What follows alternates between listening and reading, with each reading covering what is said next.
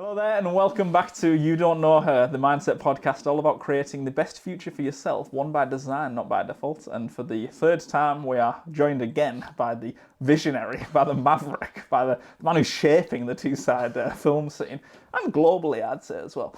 Is Jake Yearwood. Jake, how are you doing? Very well, thank you. Thanks for having me again. I always enjoy being here. Yeah, you're very welcome. You're very welcome.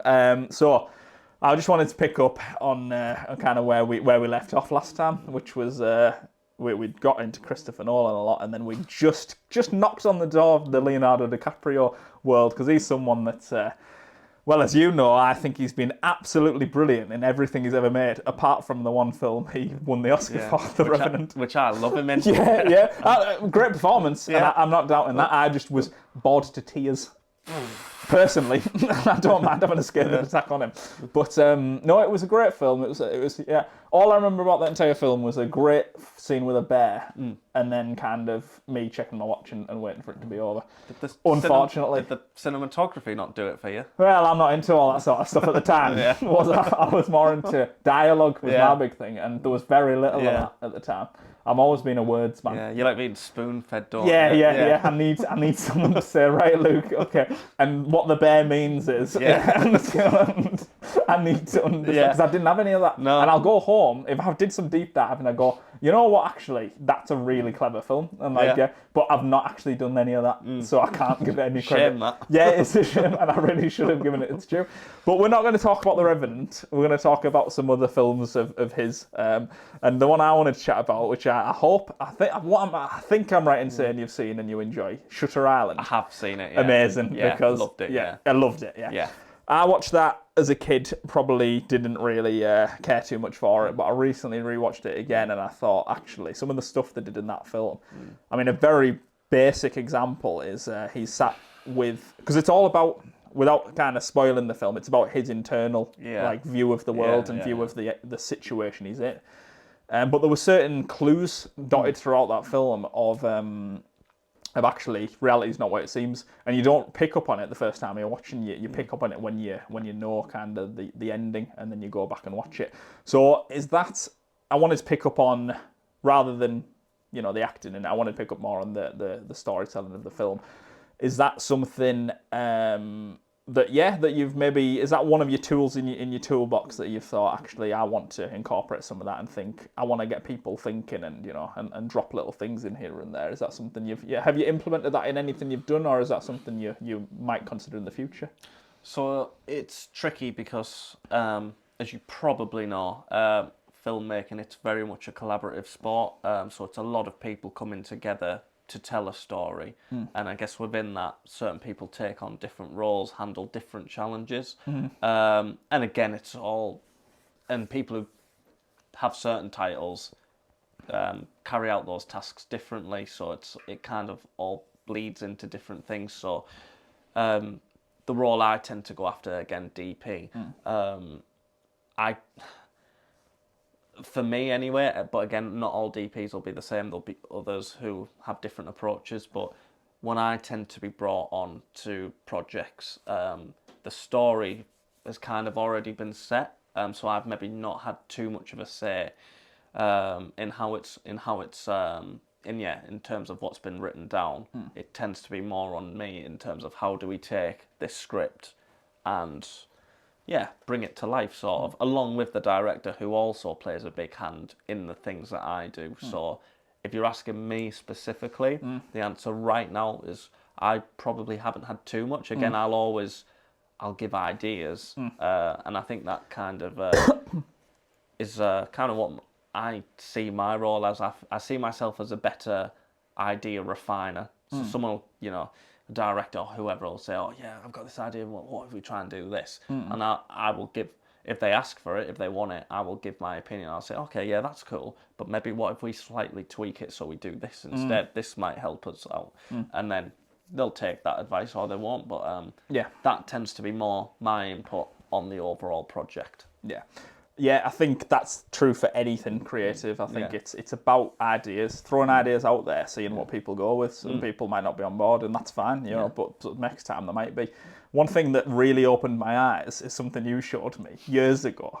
It was a tool you must have picked up, because I was absolutely flabbergasted when you showed me this. But it was us sat in your house, in your bedroom. Yeah. Nothing like that. But there we are, and you've got your laptop up, and you go, oh, look at this. And what it was your dog, Alfie. Oh, yeah. Do you know what I mean? Yeah, you know where I'm going with this? It's your dog, Alfie, and he's in the garden, and all it is a nice video of him, like just a close up of his face, wasn't it? I know the one. And what? Go on, then you tell it. You say best, don't you? When you say because nothing. Originally, I thought it was a different thing with Alfie, Oh, but I actually know the one you're on about now. All right, I still want to hear it from you. Okay, so there Alfie is, loving his life, living his best life, and he's there, and he's smiling, and you just captioned it, happy dog. Yeah.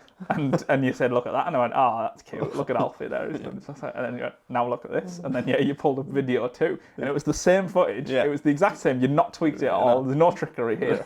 All you changed was the words at the bottom from happy dog to angry dog.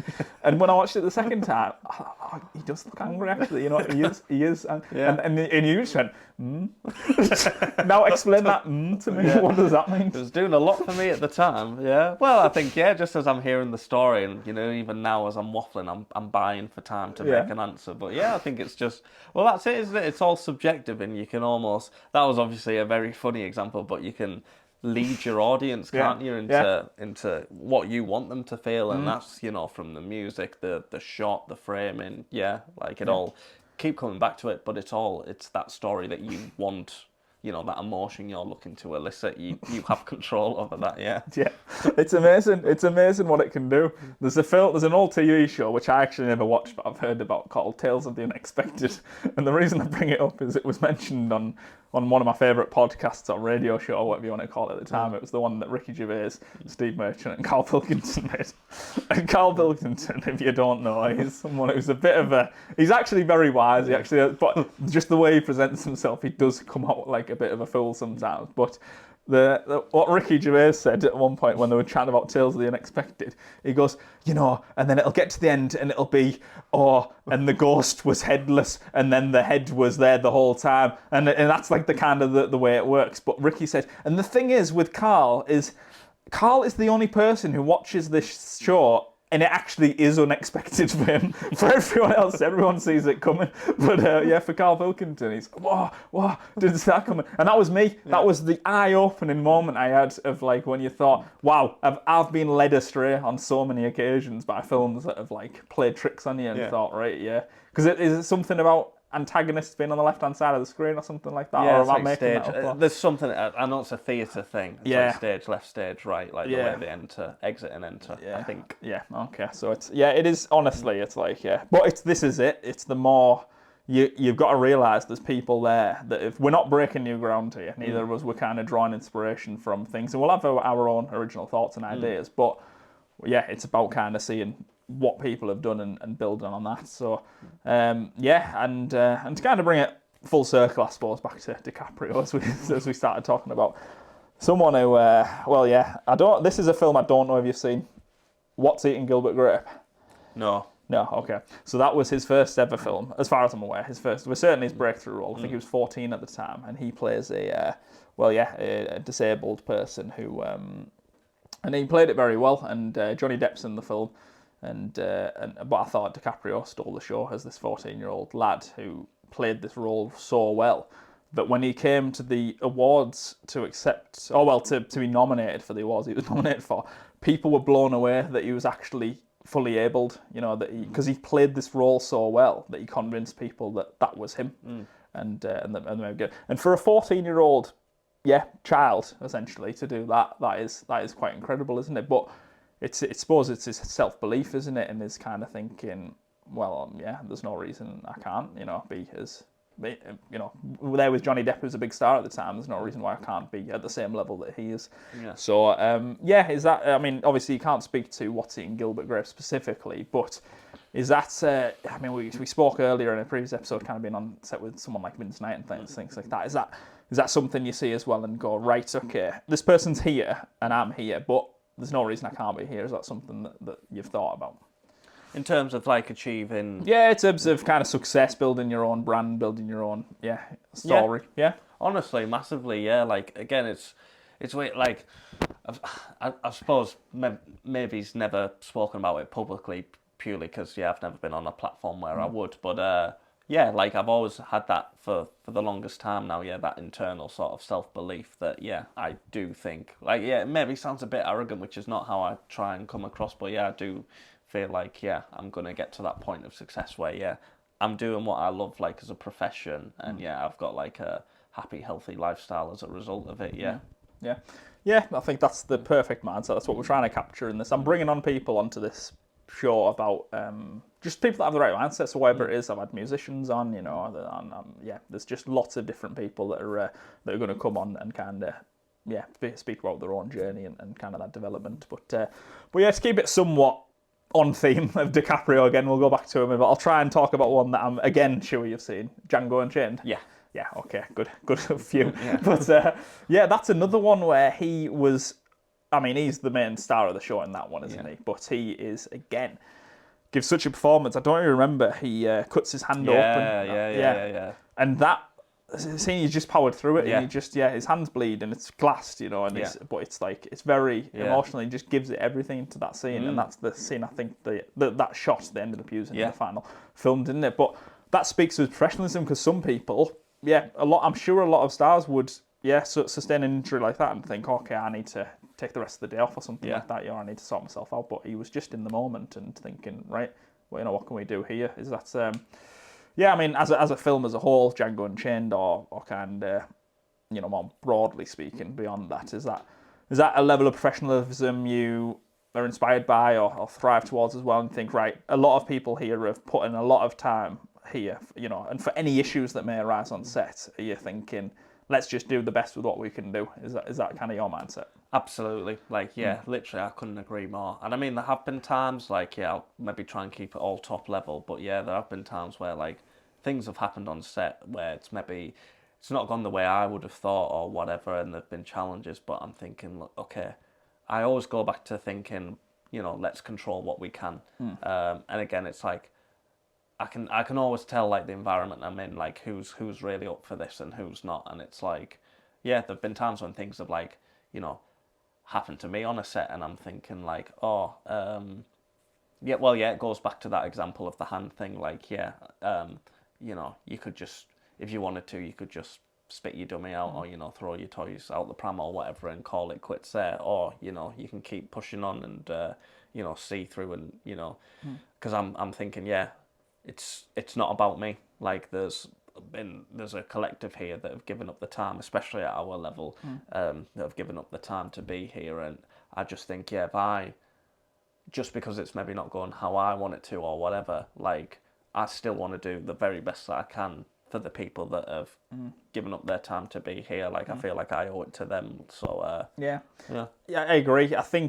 I mean, in our area in the northeast, in Teesside in particular, I feel like it's starting to get somewhere a bit more with film. But I mean, in the UK, it's so much driven by London, isn't it? So much driven down south, and it's a shame. So many talented people I've seen, whatever role they play in filmmaking in Teesside, generally a lot of the time are doing it for free, for the joy of it, for let's see what we can do. And it comes back to the Joaquin Phoenix point of let's, I'm doing it for the love of the film. But there are inspirations from Teesside as well. There's Ridley Scott grew up and studied around here as well.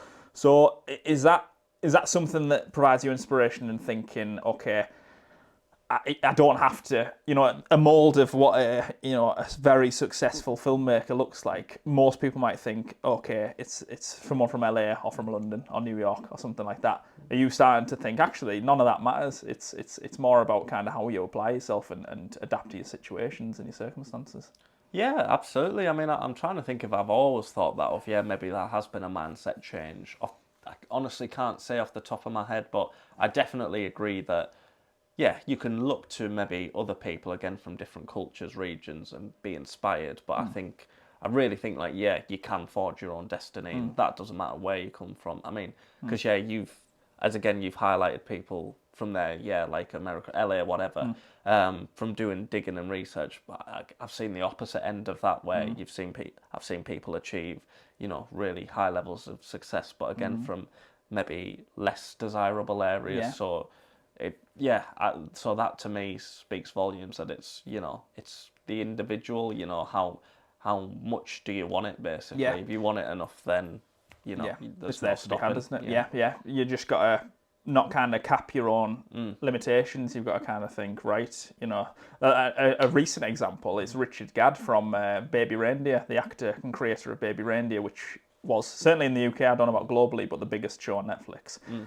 He was someone from a struggling comedian background, didn't overly appear to be probably hitting the heights he maybe hoped, but because of his incredible journey as trying to become this successful comedian, he got himself into a situation where a lot of really crazy stuff happened that he thought is a story that's worth sharing with the world, and that's what he did. He created this this show that he did at the Edinburgh Fringe, which then got picked up by Netflix, and Netflix turned it into this absolute mammoth powerhouse and obviously changed his life massively. So yeah, is that I suppose it just adds on to the conversation, doesn't it, of everything we're talking about.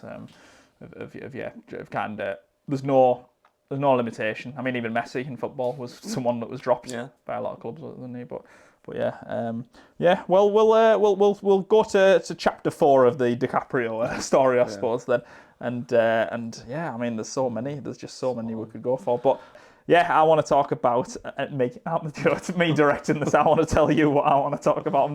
But it's this film that you do with Brad Pitt, the Once Upon a Time. Oh yeah. I just thought it was incredible. I thought that's a very niche reference to. What is it even a reference to?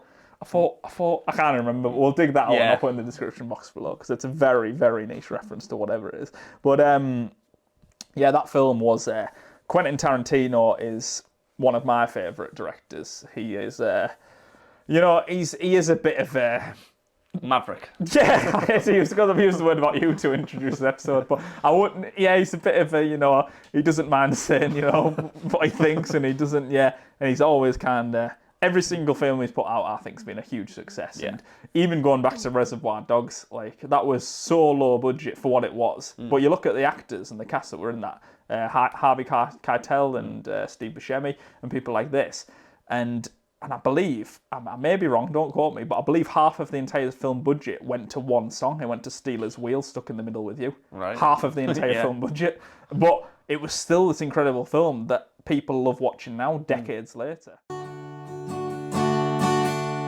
Clowns to the left, and me jokers to the right. Here I am, stuck in the middle of the pool.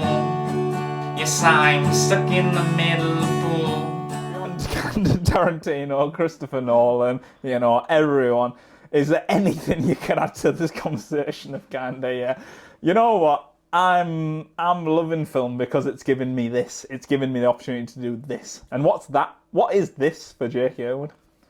Say that. So yeah, what are you looking for? I'm looking for anything at this stage, but what I'm specifically looking for is a response from you, but a response that might encapsulate the idea of what film's done for you. Do you just like film, and do you like the idea of getting to the end of a film and watching it back and going, I like that was fun? Or does it serve a bigger purpose of thinking, actually, you know what? It's getting my story out there. It's getting a message out there. What is it to you?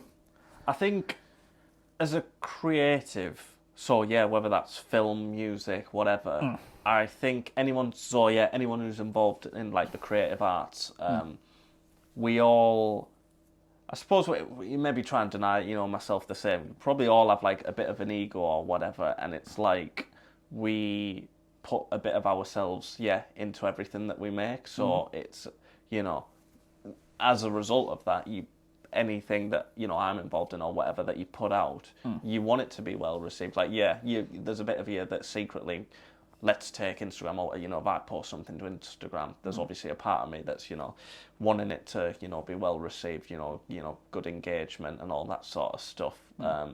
Because it's my account, it's coming from me. I'm putting myself into this work, and I want it to be well received. So if I was to sit here and just say, oh yeah, I just want people to watch it and be like, oh yeah, that was good. That I'd be asking for a bit more from that.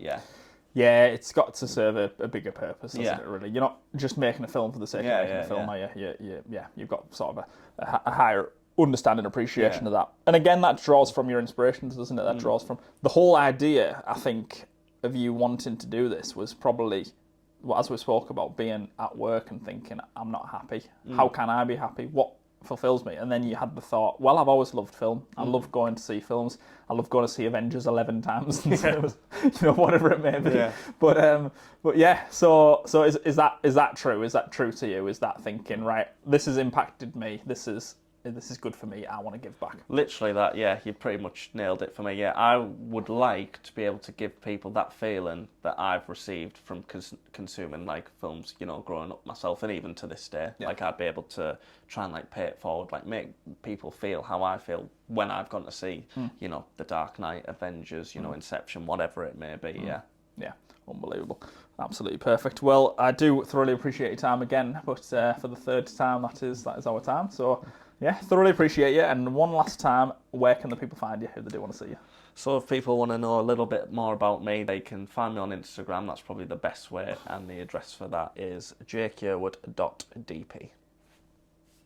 Always a pleasure. Thank you very much. Cheers.